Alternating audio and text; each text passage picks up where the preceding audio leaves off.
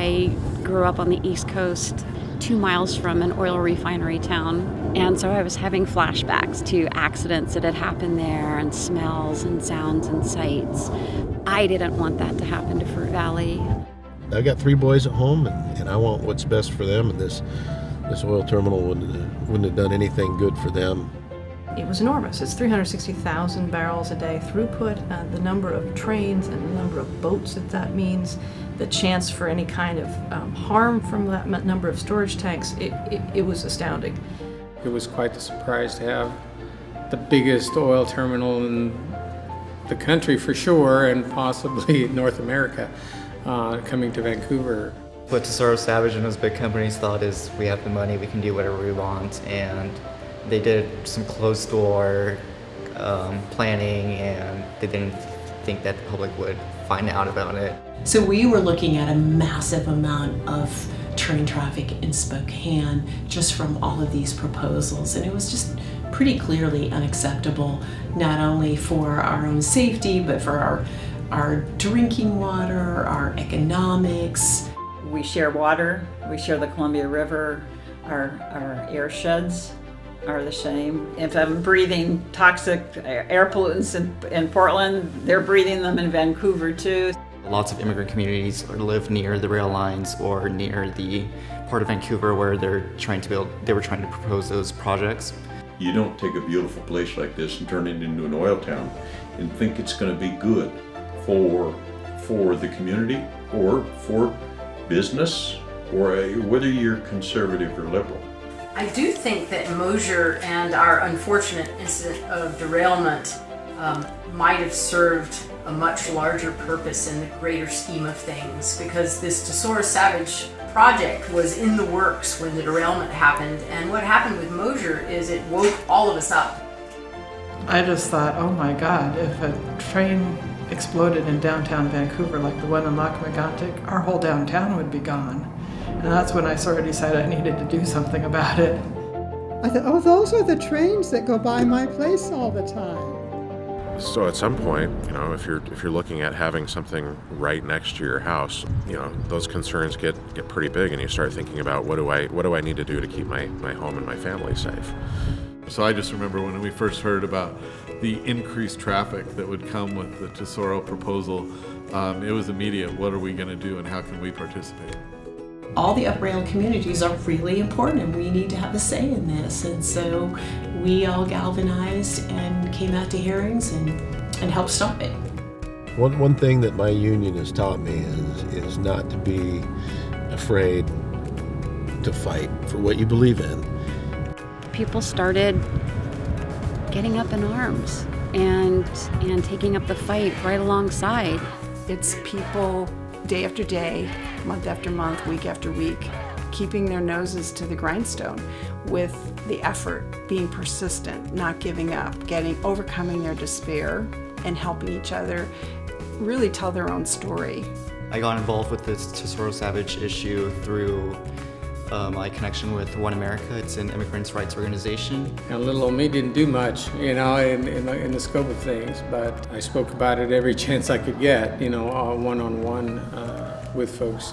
But I had an inkling that Tesoro had misjudged Vancouver from the very start. The oil company thought we would run out of energy in 6 weeks or 6 months, and that this would all blow over and that they'd be building a terminal.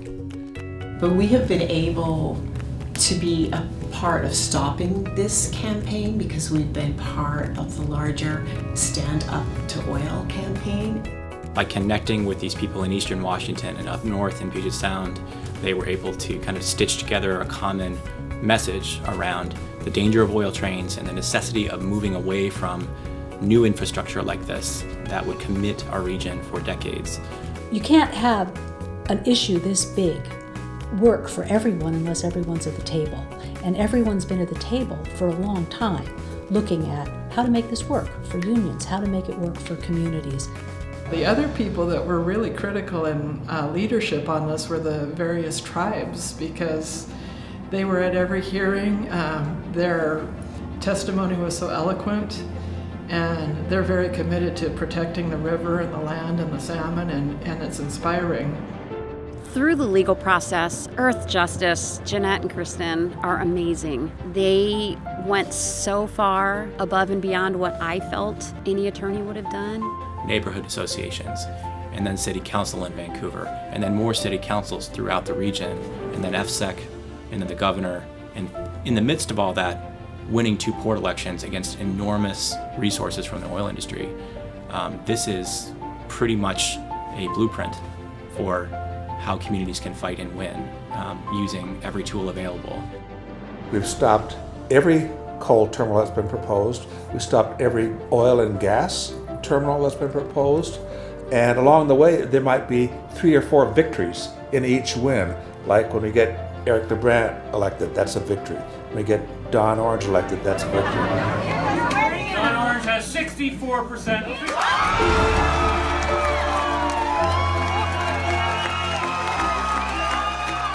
That's another important lesson. Elections matter. It was very powerful that 2/3 of Vancouver went out and voted for Don Orange. I thought that if we won this, and it was a big one, that it would make it easier for other communities to say no. This could be one of the most important fights we've ever been in. And, not only to keep an oil terminal out of our community, but as far as bringing the community together. Whether we were individual or a group or an organization, we all came together. It was kind of like Fruit Valley's own tiny little miracle, and it just grew and grew and grew. It's so very seldom, in fact, I can't really think of any other time where a project is actually dead. I mean, it's done. We're done. We're not going to do any more work on it. That's crazy. I've really learned, been impacted by the power of people coming together and standing up for the same thing.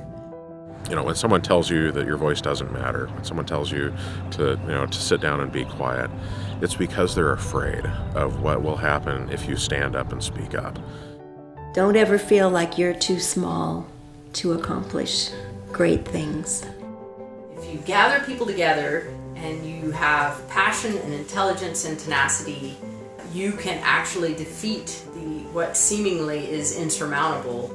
This one's for you. This is for everybody who listened, who opened the door, who signed a petition. These connections will persist beyond this wonderful victory against Tesoro Savage, and that we're building a powerful, beautiful movement in the whole region and from the interior west to the coast that will help define the future of our country and our planet. It's using this as a lesson that together we can stop something like Tesoro from happening, and no matter how much money they spend, we can start moving towards other initiatives that switch us to a carbon-free economy. But we need to take the next step and fight for a carbon-free future. I think a lot of us know what comes next. We're ready. I'm ready.